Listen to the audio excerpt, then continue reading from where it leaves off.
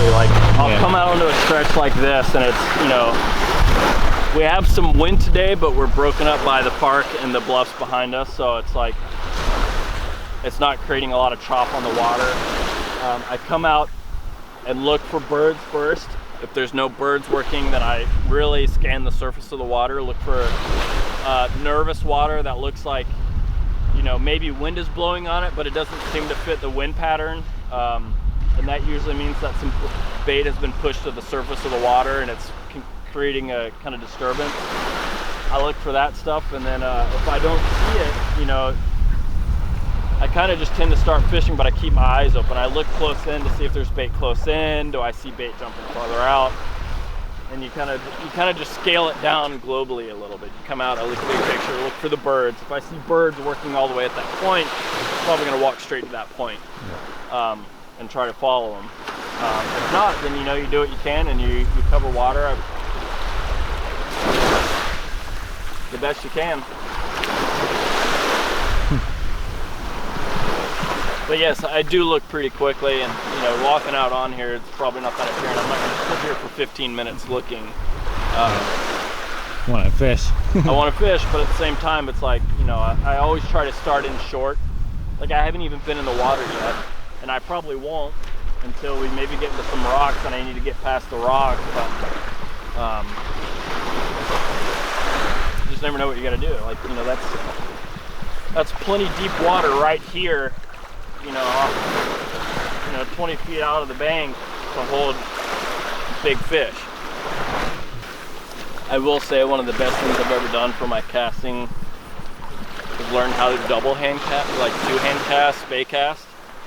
And it's like, you know, if I'm fishing, I'm gonna write a story about this, but if I'm fishing this direction, I see fish blow up this way, you know, I can quickly turn and present my fly in that direction if it's close. Now, I'm not going to chuck 80 feet of line on a single hand. But if I go over here, I can lift up and then I can change and roll cast in that direction if it's fairly close to get to it. But also dealing with wind, you fish and your fly sinks this way and you need to reposition. You know, I can, you know, do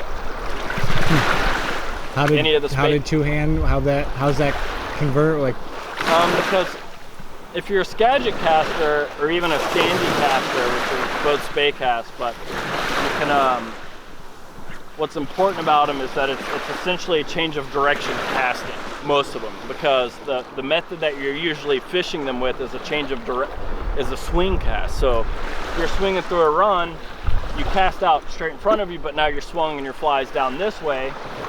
Okay, well, what if I'm fishing this way with a single-handed rod, and then fish start showing up right in front of me and I don't know how long they're going to be here?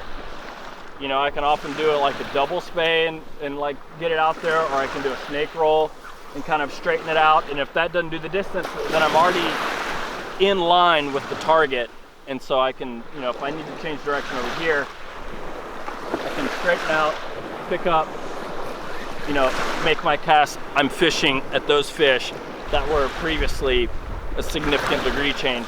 Where if I don't know how to do that, I'm going to pick up my line, try to figure, like, you know, cast and then change direction. It can be really cumbersome. You know, learning how to like do a roll cast, you know, even a haul, straighten your line out before you pick up, do your back cast and do your forward cast is going to really improve your casting. Because spey casting is like, it's all tension based on the water, and you need to have a straight line to immediately start the tension to load your rod. But anyway, there's just some tips in there that I think like everybody should know how to do.